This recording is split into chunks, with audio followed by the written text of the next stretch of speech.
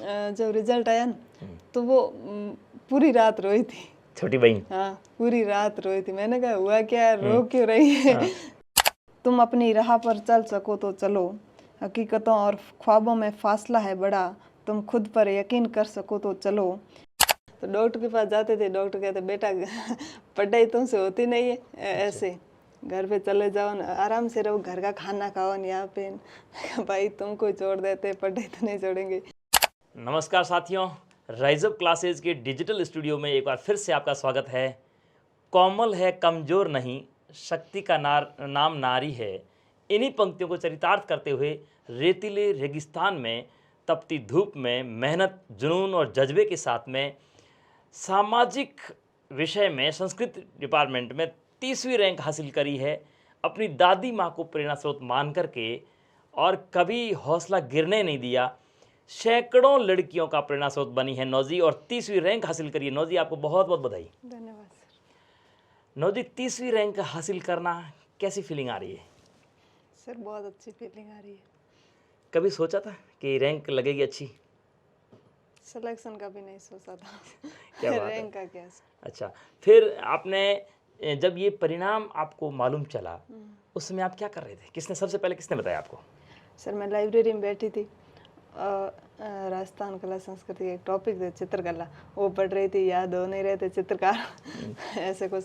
तो फिर एक फ्रेंड है लाइब्रेरी वाले, वो वाले आके बताया मेरे को यार रिजल्ट आ गए और कट ऑफ रही है 277। मैंने कहा यार हो गया है, ऐसे मैंने उसको बोला। फिर भी मैंने चेक किया, एक पास वाली लड़की आरती बैठी, उसके फ़ोन लेके मैंने उसमें देखा PDF में पहली रो में नंबर थे। फिर मेरे को ऐसा लगा यार मैं रोल नंबर शायद भूल गई हूँ, दोबारा देखना पड़ेगा। तो मैंने सिस्टर को कॉल किया, उससे रोल नंबर पूछे और फिर वो क्लियर हो गया। फिर मैंने एक दोस्त को बताया रोल नंबर और वो दोनों ही, उसने बोला कंफर्म ही है। ठीक है। उस टाइम मतलब ऐसे 5-10 मिनट बिल्कुल एकदम खामोशी वाली, कुछ सूझ ही नहीं रहा था, एकदम शांति वाला ऐसा कुछ लग रहा था। फिर मैंने पापा को कॉल किया, पापा क्या कर रहे हो? पापा ने बोला कुछ नहीं, काम कर रहा हूँ। मैंने कहा सर रिजल्ट आ गया पापा? तो कहे आ गया? मैंने कहा हाँ। तो कहे इसमें, मैंने कहा पापा फाइनल हो गया। पापा ने कहा बहुत बहुत बधाई, बधाई से बस बेटा। उसी पास में ही माँ बैठी थी माँ तो रो रही थी आपकी समाचार सुन के? हाँ, खुशी से रो रही थी। फिर अच्छा लगा मेरे को। फिर मैंने सर को मैसेज किया, सर फाइनल हो गया था। सर कोई क्लास में थे, फिर सर ने कुछ टाइम बाद रिप्लाई दिया कि हाँ ठीक है फिर यहाँ पे आ जा। फिर मैं वहाँ पे गई, फिर सर ने सम्मानित वगैरह किया। वो था। एक पिता के लिए, वो भी बेटी जब सफल हो जाती है तो कितनी खुशी होती होगी?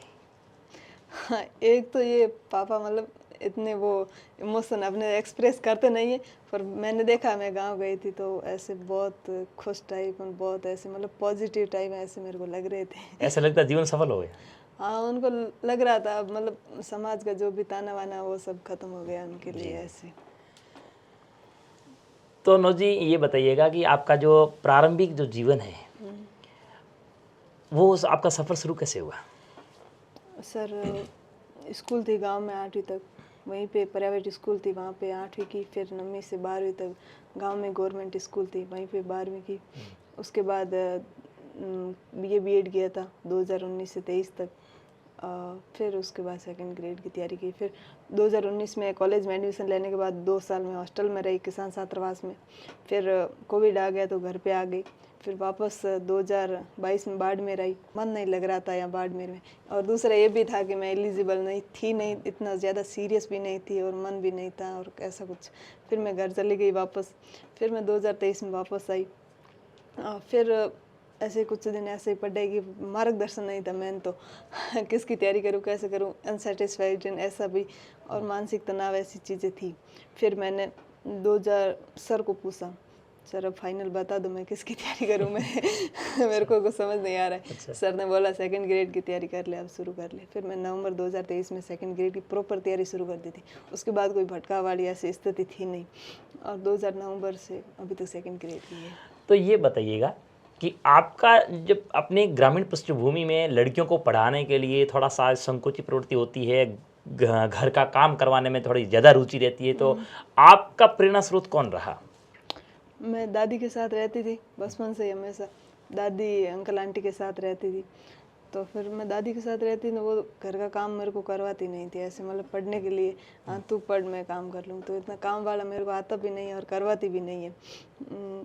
फिर वही था, मतलब ऐसे आसपास सभी लड़कियों को घर का काम करना पड़ता है, ऐसे मेरे को इतना ज़्यादा करना नहीं पड़ा। दादी सोचती थी यार पढ़ लिख के इसका जॉब लग जाए तो ठीक है, नहीं तो काम तो आता नहीं है, न करती है न ऐसा कुछ। जी। तो एक शब्द में यदि सफलता का क्रेडिट देना चाहें तो किसे देंगे? सर एक को तो नहीं दिया जा सकता क्योंकि बहुत सारे लोग हैं। जी जी पर 4-5 लोग हैं जिनको मैं देना जी, चाहूँगी। जी। उसमें पापा है, माँ है और सर गणपत जी है और मेरी बहन है जो मेरे साथ रहती है। जब मैं लाइब्रेरी में पढ़ने जाती थी तो मेरे खाना पीछे पहुँचाती थी टिफ़िन में।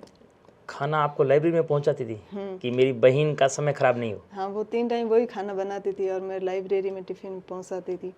और कभी कभी वो ऐसे फाइनेंशियली प्रॉब्लम, तो उनका सॉल्यूशन के लिए वो एक वर्क फ्रॉम होम है वो काम करती थी। उनसे मतलब कभी जैसे फाइनेंशियली प्रॉब्लम आ जाए तो उनका सॉल्यूशन वैसे हो जाता था और उसका बहुत सपोर्ट रहा है। ऐसे जैसे मैं बहुत कभी टेंशन में आती, बहुत परेशान हो जाती, तो वो चिल्ल है बहुत, तो उनके साथ मैं टाइम स्पेंड करती तो फिर मेरा सब सही हो जाता था। अच्छा, ऐसे। वापस। और 1-2 दोस्त थे बहुत अच्छे, मतलब उनका भी बहुत सपोर्ट रहा। जी जी। तो ये बताइएगा कि आपने स्कूलिंग एजुकेशन आपने ले ली और कॉलेज एजुकेशन आपने ले ली, उसके बाद में बीएड होने के बाद में आपका जो ये कि मैं सेकंड ग्रेड की तैयारी करूं या किसकी तैयारी करूं, ये आपके कैसे जहन में आया? ये था क्या, मतलब पहले तो मेरे को कुछ अलग ज़्यादा कुछ करना था, फिर मतलब कुछ अलग ही बड़ी तैयारी करनी थी, फिर मतलब IRS IAS? हाँ ऐसा कुछ। फिर इतना फाइनेंशियली सपोर्ट नहीं हो पाता था, फिर ऐसे पापा ने कहा यार जॉब ले ले, ठीक। फिर जॉब में भी कंफ्यूजन था कि क्या लूँ किसकी लूँ, ऐसे मतलब पता नहीं था क्या।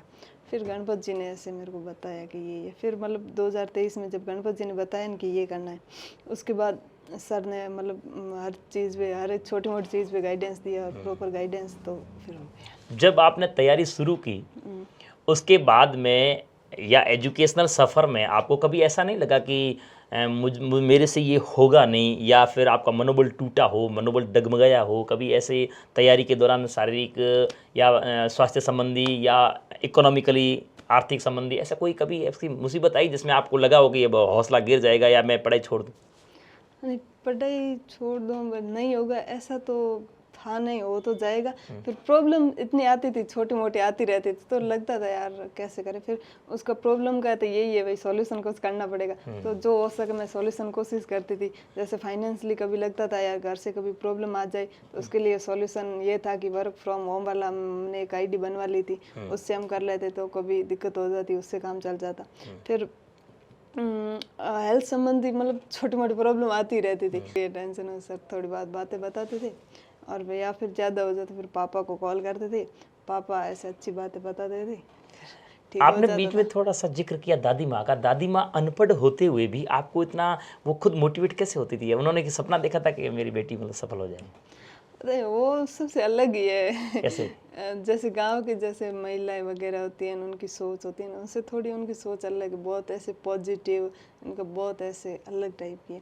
तो वो उनका पढ़ाई का वो ऐसे कहती थी यार मेरे को भी पढ़ाई होता तो मैं भी कुछ तुम्हारी जैसी इंटेलिजेंस होती गई। ऐसा। और दादी का सपना था यार कि इसका जॉब लग जाए ना। और वो सपना आपने पूरा किया?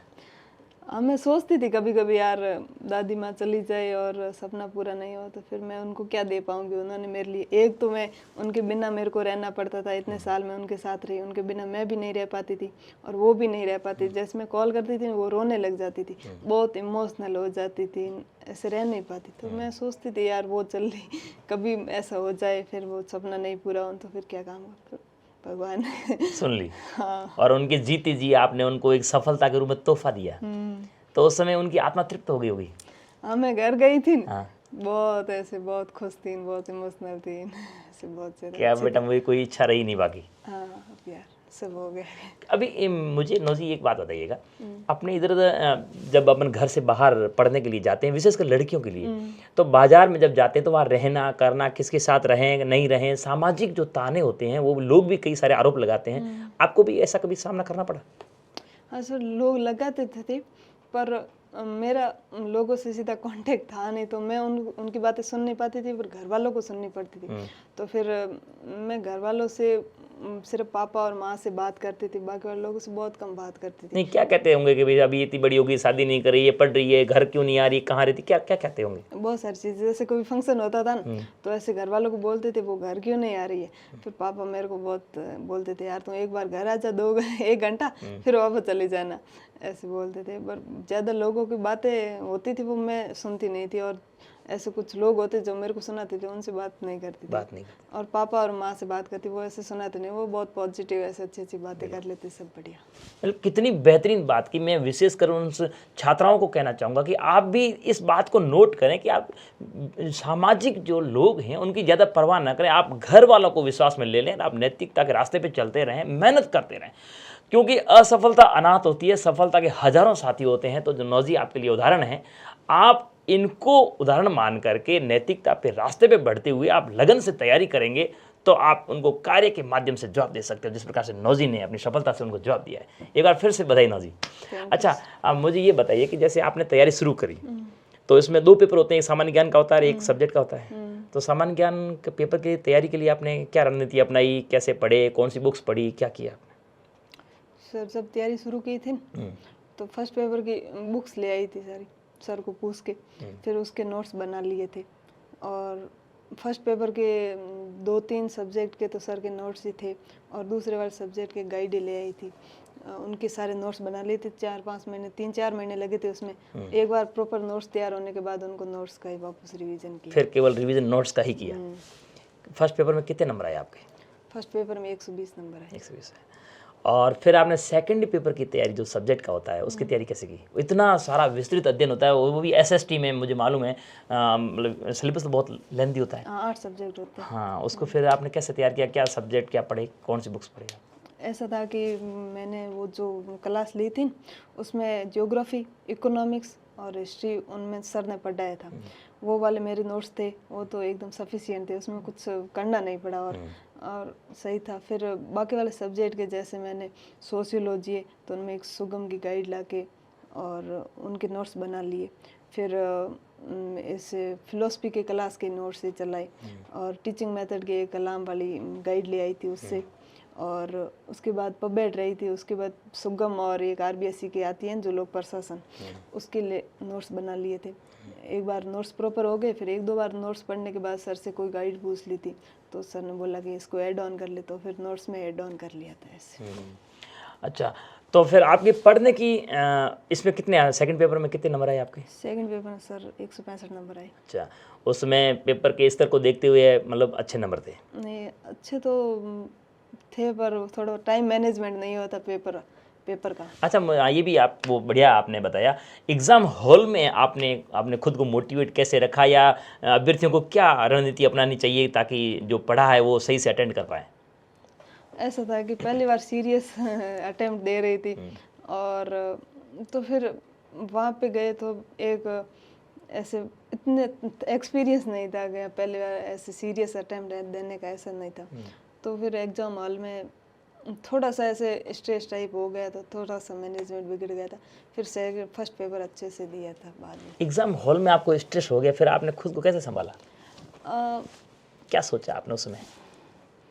ऐसा ही सोचा, मतलब जैसे शुरू में पेपर करने लगे तो कुछ ऐसे मतलब पोर्शन होते हैं जैसे थ्योरी वाले, कुछ ऐसे होते हैं जहाँ पे ऐसे क्वेश्चन आने लग जाते हैं साथ, उसमें ऐसे आ नहीं रहे होते हैं, और तो फिर एकदम स्ट्रेस आने लगता है कि यार आ नहीं रहे, पेपर तो टफ है ना, ऐसा कुछ।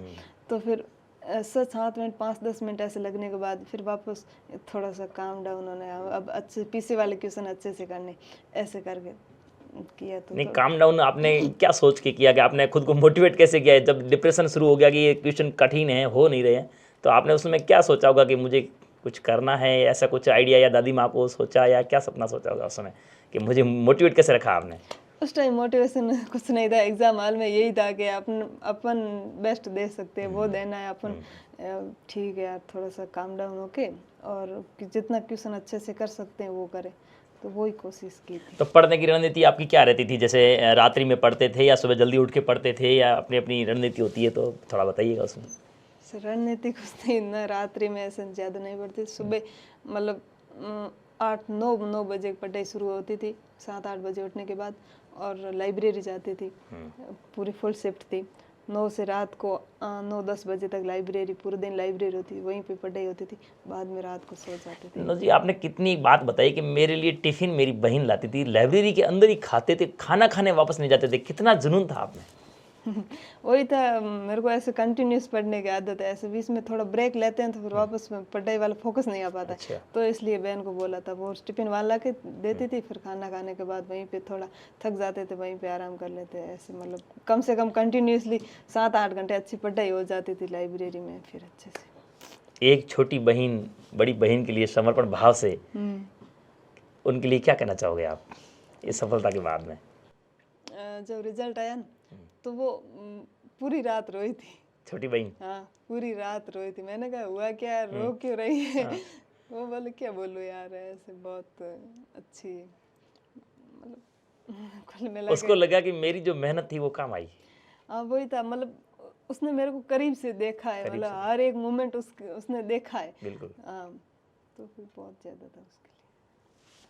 तो जिस प्रकार से ये तो एक प्रेरणा रही, और अब आप उनको सपोर्ट करोगे? हाँ पूरा। अच्छा। उसकी जो भी छोटी छोटी इच्छाएं होती है बोलती है रोज वो। अब तो ये बताइए कि आपने तो तैयारी करी है, तो प्रीवियस ईयर्स के जो क्वेश्चंस होते हैं उनका कितना योगदान रहता है तैयारी में? प्रीवियस ईयर क्वेश्चन का सर बहुत योगदान रहता है। जैसे मैंने मतलब जो भी अपने सब्जेक्ट होता है ना एसएसटी, उसमें जितने भी सब्जेक्ट हैं उनके सारे के, जैसे मान लो आप सोशियोलॉजी ले लो, तो सोशियोलॉजी के जो फर्स्ट ग्रेड के पेपर हुए, एपी के पेपर हुए, नेट जेआरएफ के पेपर हुए, उनके सारे साइट से डाउनलोड करके, उनके आंसर की डाउनलोड करके सारे को एक ऐसे जिल्द बना दी, फिर उनके पीवाईक्यू मिला ली। ऐसे हर एक सब्जेक्ट के जितने भी क्वेश्चन होते हैं उनके बना लिए ऐसे। तो फिर उनसे क्या, एक तो एक्यूरेसी आ जाती है, एक ऐसे पूरा पता चल जाता है कि ऐसे ऐसे क्वेश्चन आते हैं, ऐसा प्रैक्टिस भी हो जाती है। बिल्कुल, मतलब फ़ायदेमंद रहता है। हाँ बहुत फायदेमंद। मैं यहाँ पे श्रोताओं को ये बताना चाहूँगा कि राइज अप क्लासेस की तरफ से इस प्रकार की पीडीएफ व्याख्या सहित प्रीवियस ईयर्स के क्वेश्चन जो आए हुए हैं वो राइज अप क्लासेस की तरफ से प्रदान कर रहे हैं। तो आप, यदि आपकी इच्छा है तो उनको आप देख सकते हैं, अच्छा मटेरियल मिलेगा, जितने भी अलग अलग भर्ती में टॉपिक वाइज किया हुआ अलग अलग सब आपको संग्रहित मिलेगा। तो मुझे ये बताइएगा नौजी, कभी आपने टेस्ट सीरीज भी ज्वाइन करी क्या? हाँ की थी। क्या उससे बेनिफिट मिलता है? हाँ बेनिफिट तो बहुत मिलता है, मतलब ऐसे प्रैक्टिस हो जाती है और थोड़ा बहुत सीरियसनेस भी आती है टेस्ट सीरीज से।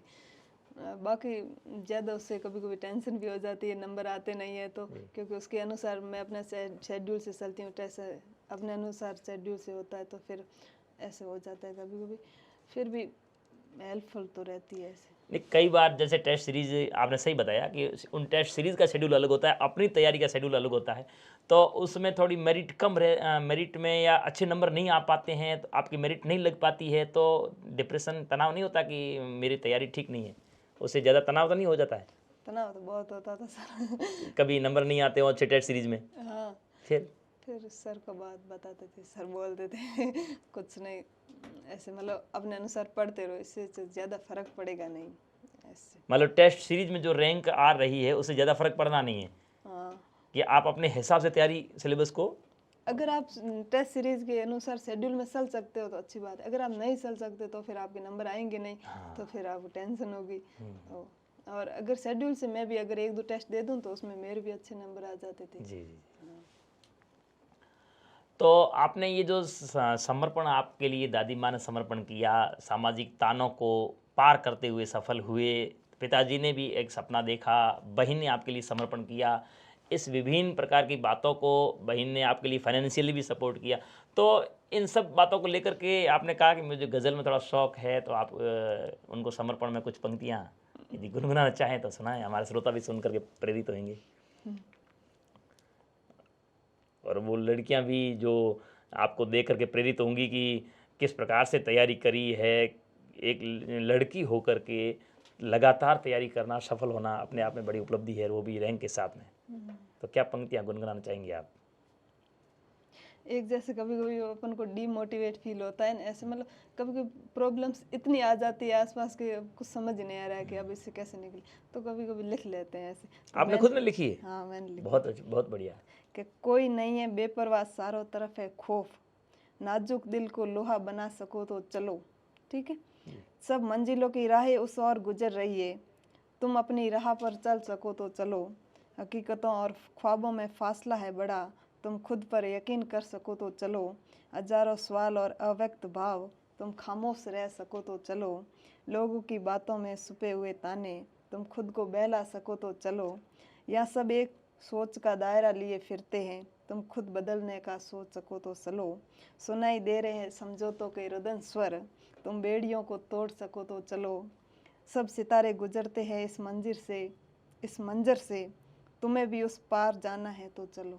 Very good. तुम्हें भी उस पार जाना है तो चलो, और तुम भी इन बेड़ियों, रूढ़िवादी बेड़ियों को तोड़ सको तो चलो। मतलब इनिशिएटिव तो आपको लेना ही पड़ेगा, है ना, मेहनत तो आपको करनी पड़ेगी।